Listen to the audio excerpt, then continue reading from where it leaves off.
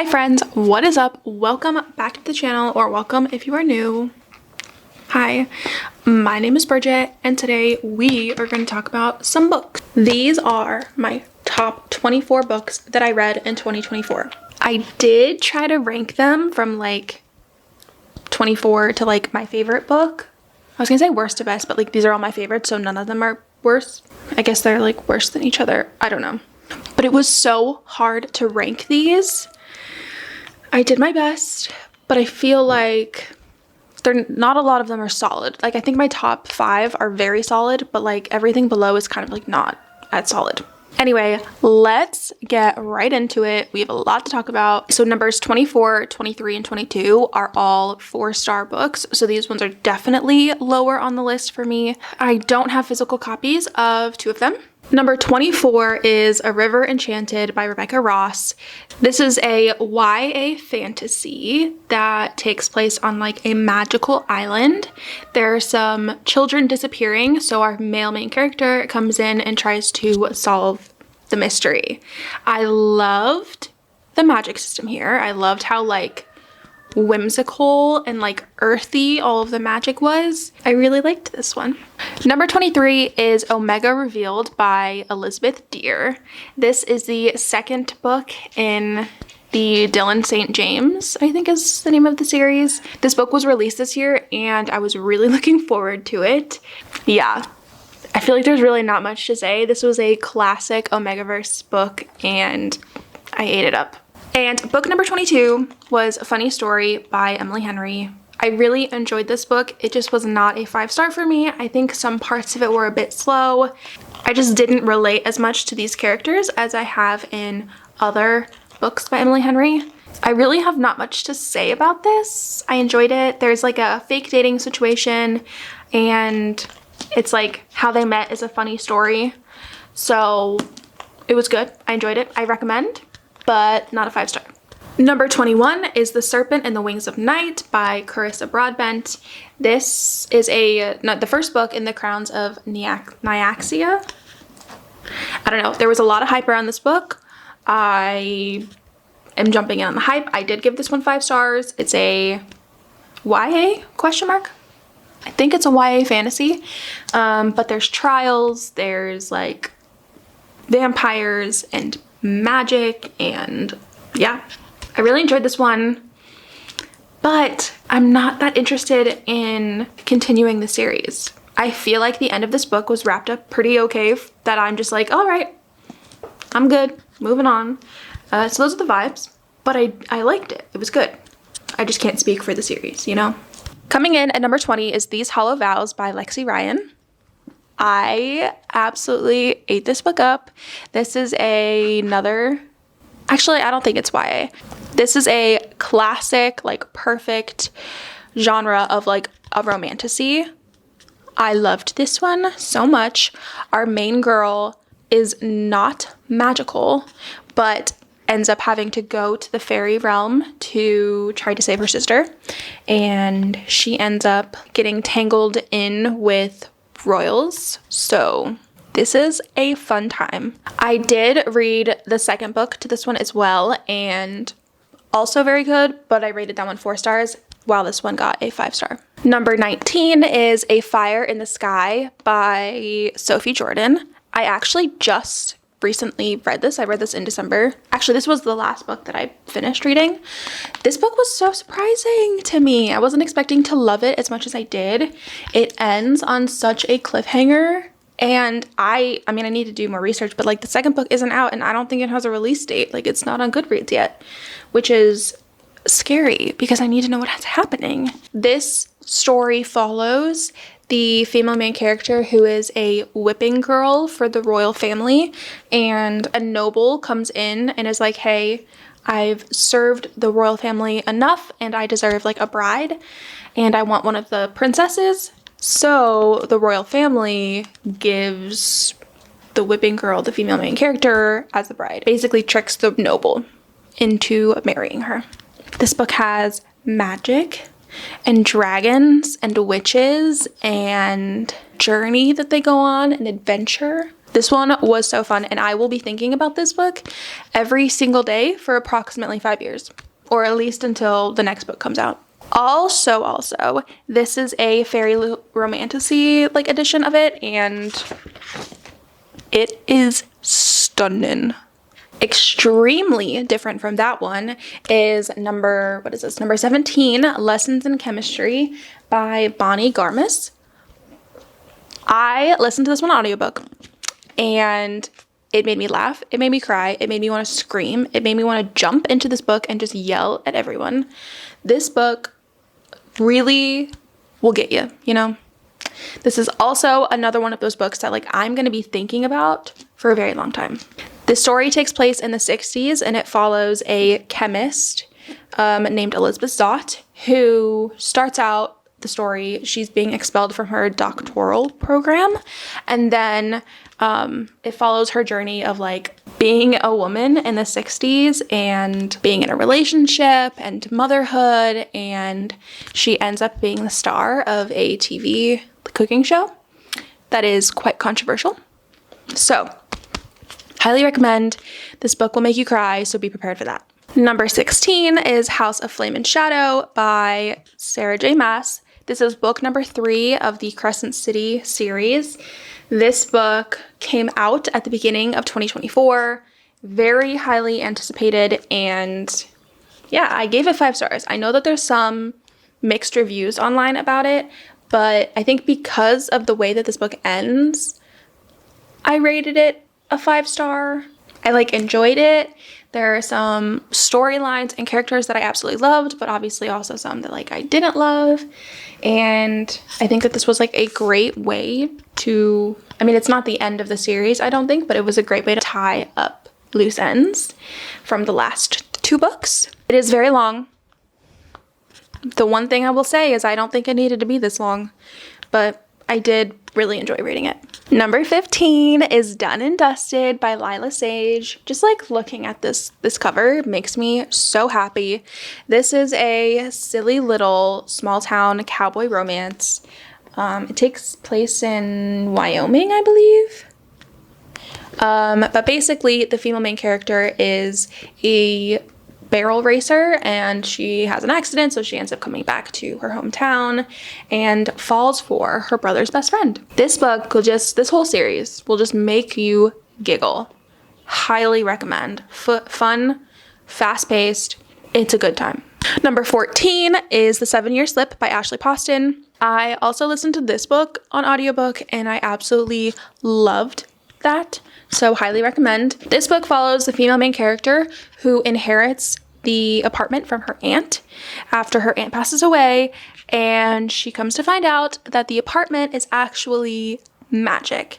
So the apartment will go back in time 7 years, hence 7-year slip. So it slips back and forth between 7 years from now and the present. But you never know when it's going to go back in time, and you never know when it's going to take you to the present day. And when she goes into the apartment and it goes back in time one time, she meets someone who's staying at the apartment 7 years ago, and it's a good old fun time. Really enjoyed this one. Again, I feel like this is the same for all of these books, but this will make you laugh, this will make you cry, this will make you feel all of the feelings, you know? Number 13 is Heartless by Elsie Silver. This was so good. Honestly, honorable mention to the entire Chestnut Springs series, because I've been reading that this year and have been loving them. I'm almost done with them, but I have like one more to read, and I just don't want to finish it because I don't want the entire story to be over, you know? But again, this is a small town cowboy romance. This one takes place in Canada, I think Calgary, ? This one is the nanny trope, this single dad. So the female main character is a character that we've seen in other books, and I don't know about you, but I loved her in the other books, so I was so excited to read this one. And just like the way everything comes together in the end, and I think these two characters are like truly made for each other, and that shows. I just have created such like an emotional connection to all the characters, but these ones especially. Number 12 is House of Sky and Breath by Sarah J. Maas. This is book number 2 in the Crescent City series. I finished reading this one just before the next one came out, and this one is definitely my favorite in the series. The ending of this, if you know, you know. If you don't know, you don't know. But it was so good. I can't really talk much about like what happens because there's a whole first book that me explaining anything about this one will spoil the first book. However, it is an urban fantasy, and I don't know, it's just really good. I loved the series, so definitely read it if you haven't. Number 11 is The Bridge Kingdom by, who is this? Danielle L. Jensen. This is another book that I read this month that is a new edition, a new 5-star for me, and I loved this so much. If you liked ACOTAR, the A Court of Thorns and Roses series, then I would highly recommend picking this one up. I read this on Kindle Unlimited and saw that there was like new editions being released, and my friend Emily got me them for Christmas, and I'm obsessed. I'm now on book number 2. Very excited to keep reading on the story. This book follows the female main character who is trained basically her entire life to be a spy and to help take down a adjacent kingdom. She is a princess, and her father, the king, is training her and all of her sisters to become the spy. There's a deal between the other kingdom and themselves that that kingdom is going to marry one of the princesses. So they're all basically being trained to become a spy because one of them is going to end up marrying the king of the other kingdom. Things get wild, things get crazy, and things get fun. Highly recommend. This was such a good time. It was fast paced. It was fun and silly and goofy, and I loved it. Actually, like, not always fun and goofy and silly. It was like kind of serious at some points. But I ate this one up. Highly recommend. Oh my gosh, the next book. The next 2 books. Coming in at number 10 is Beach Read by Emily Henry. This book was so good. I ended up annotating this book because there were so many just like quotes and moments in here that I knew I would want to come back to and look at. Like, everyone hypes up Beach Read for good reason. This book follows Gus and January. They are authors, and they're kind of, what's the word? They're kind of like rivals of sorts. At least she thinks that they're rivals. I'm not sure that he is aware that they are rivals, but she thinks they're rivals. They write in different genres and then end up moving in next door to each other for the summer, and they're in both like a little bit of writing ruts, so they end up switching genres and challenging each other to see if they can write the other genre. This book was emotional and heart-wrenching and beautiful and just will make you feel every single feeling possible. I loved this book so much. And then naturally coming in at number 9 is Book Lovers by Emily Henry. I don't know if I did myself a disservice by reading Book Lovers and Beach Read in the same year, but I am now forced to rate them. Honestly, these are like neck and neck. These are like both tied for number 9, but I had to pick like 9 and 10, so here we are. This book follows 2 rivals again. They are literary agents, kind of. I think one of them's an editor and one of them's an agent. The female main character, the agent, is trying to sell one of her clients' books to this editor to work with and publish for, and basically he's like, no, my dude, not liking it. And so then she, in her head, creates this rivalry that like, oh, he hates her. And then they end up in the same small town over the summer, and turns into a cute little small town romance. And I absolutely loved the sibling relationship in this. The female main character goes to the small town for the summer with her sister, and just their relationship is so cute and so fun, and it's so wholesome. This one will also make you feel all of the feelings, and it's a good one. I mean, obviously, all of these books are good ones. Okay, number 8 was actually pretty unexpected. I did not think I would love this book as much as I did, but this is Meet Me at the Lake by Carly Fortune. I got this book, I kid you not, probably 2 years ago. Okay, that's not true. I think it came out like a year and a half ago. Not this summer, but last summer it came out, and I got it, but I never read it. I was putting it off. I had heard some people say that it wasn't very good, so I kept putting it off, and then finally I was just like, it's the summer. I'm gonna read this book. Holy moly, this book was so good. This one is a dual timeline, then and now. It follows the two main characters who meet in the past, but then don't see each other again for, I think it's like 7 years later or somewhere around there. The things that are revealed in this book made me want to scream. I definitely cried. I definitely gasped. I loved what this turned into. This book will have a lasting impact on me. I wish that I had annotated it. I didn't, because I was like, I don't even know if I'm gonna like this. No, I loved it. I wish that I had. This might be a book that I reread. It was that good. And I don't do rereads, but this one might be. Guys, we're getting down to the really, really good ones. Number 7, I also read this month. I don't have a physical version since I read it on my Kindle. So it is available on Kindle Unlimited. Good stuff. But it's Reckless by Elsie Silver. This is book 4 in the Chestnut Spring series. This one follows Winter, who's the sister of the female main character in the first book, and the male main character is Theo, who is a bull rider who's friends with the male main character in the first book. Their story, holy moly, it made me cry. Oh my gosh, it made me cry. I love them so much. It's an accidental pregnancy trope, but I think it's done really well. I was gonna say that she was an incredible actor or actress, but obviously it's not a show. I didn't watch it. I read the book, but I saw it so clearly in my mind that I'm like, oh, she acted so well. No, she was written. So I guess she was written so well. I loved her character. I just love Elsie Silver's writing, and I love where they went with the story. I love that these are all interconnected, so we get to see characters from the previous books in them, and just the way the story played out was perfect from start to finish. Naturally, number 6 is Flawless by Elsie Silver. This one I do have a physical version of. If you liked Done and Dusted, this respectfully is the better version of it. I mean, it's not even a better version of it because that one's brother's best friend and this one is not that at all. But the plot twist in this book had no business being that good. I did not see it coming. I can't begin. I just loved it. But this book follows the male main character who is a professional bull rider and the female main character who is the daughter of the male main character's like manager. So she is sent go basically babysit him for the rest of the season because he was doing some things that were not good for his publicity and that kind of stuff.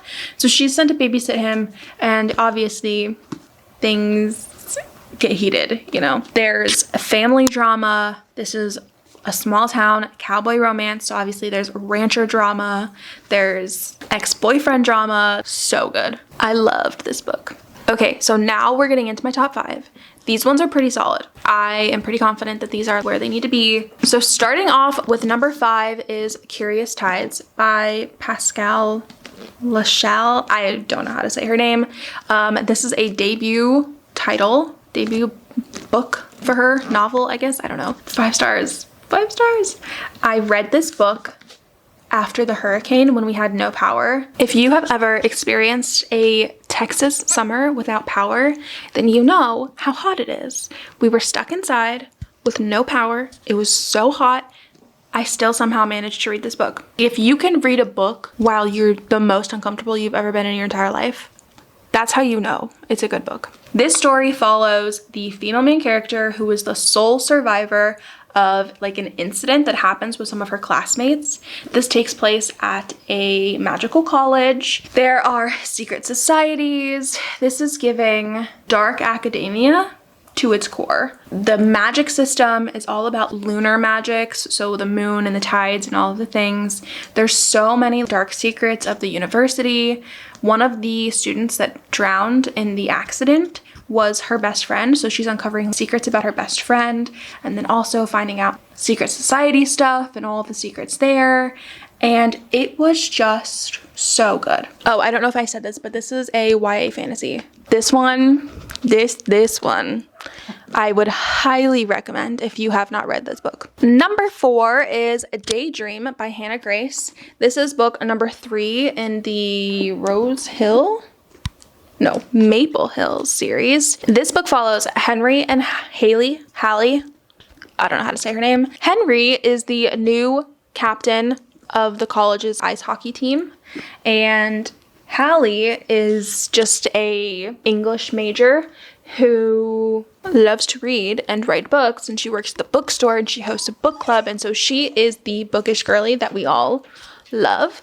And then Henry is just a very emotional, in his feels type of guy. Their relationship was so cute. This book was so fast-paced and so fun. It's the perfect little read. This one I did end up annotating. I started reading it and I was like, whoa, whoa, whoa. Give me a highlighter. Give me some tabs. The female main character is also the oldest daughter, and that is a very large part of her character and her personality and all of her actions and all of her things. And so she does a lot of learning and growing to, basically, she learns to stand up for herself to her family. But these are great hockey romance books that aren't too hockey, but still have that found familyness of hockey romance. Number 3 is Bride by Ali Hazelwood. I feel like there's mixed reviews on this, and I don't know why. Actually, I do know why. There's one thing in specific. I get it. However, this book is a paranormal romance. It is a romance between a vampire and a werewolf, and they basically have to get married for alliance purposes to keep everyone happy. And things take a turn, and things are like, people are sabotaging people. Vampires and werewolves are kind of bumping heads, and so their relationship is supposed to help solve those issues, and it's clearly not. So this is a forced marriage of convenience situation. This is dipping your toes into the Omegaverse, so be prepared for that. I really liked this one. This one was fun. It was so fast-paced. It was silly and goofy. It was paranormal with being like too paranormal. I feel like this is what you want out of a Kindle Unlimited paranormal romance, but it's like done well. I don't really know what else to say about it. I just really loved it, and I highly recommend if you are into paranormal romance at all. Number 2 is another read from December. This is Stranger Skies by, again, I don't know how to say her name, Pascal Lachelle. This is book number 2 in the Drowned Gods. I think it's going to be a trilogy. I'm not quite sure there, but oh my god, this was the perfect next book. This made me love the story even more. Like, I had Curious Tides as already number 5. I already loved the story, the universe, the writing, all the things. Somehow she wrote a book that I liked even better. The way everything comes together in this book, it's giving Throne of Glass style, like weaving in everything. There's a little bit of time travel in this one. There's traveling to different realms. You get to meet a whole bunch of new people. I feel like all this that I'm saying is spoiling the first book a little bit. However, guys, just read these 2 books. Read them. I love them so much. Highly recommend. Again, this is a YA fantasy and secret societies, magical college, strange magic, lunar magic. Just so good. It's so good. Dark academia. I feel like that needs to be thrown in there too. Okay, y'all. We made it to the end. We made it to my favorite book of 2024. Goldfinch by Raven Kennedy. Why am I like getting teary-eyed? That's crazy of me. My favorite book of 2024 was Goldfinch by Raven Kennedy. This is the final book in the Plated Prisoners series. I'm not entirely sure what number this is. I think it might be number 7 or 8. 6 maybe? The number 8 is a natural number that comes after the number 7 and before the number 9. The way the story wraps up, this is like everything I needed out of the last book. It gave me things that I thought that I was never going to get again. It was heart-wrenching, and parts of this was so hard to read. I can't really say much without spoiling the rest of the books, but I absolutely love this entire series, and I highly, highly recommend. I think the first book in the series is called Guild, I'm not entirely sure. However, this is a King Midas retelling, so a fairy tale retelling, multiple POVs. The female main character is incredible. She has gone through so much and she is so strong and just, guys, I love it so much. Also, Morley Gray, male main character, we love him.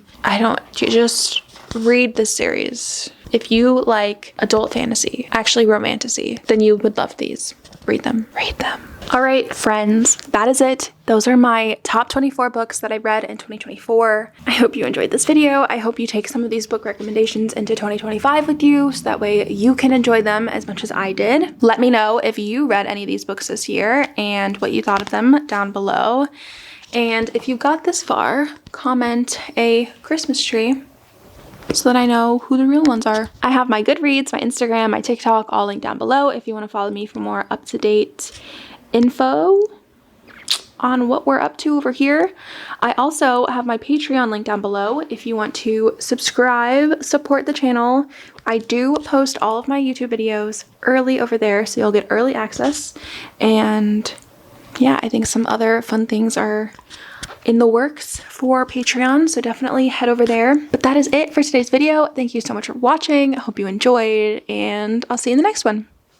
Bye!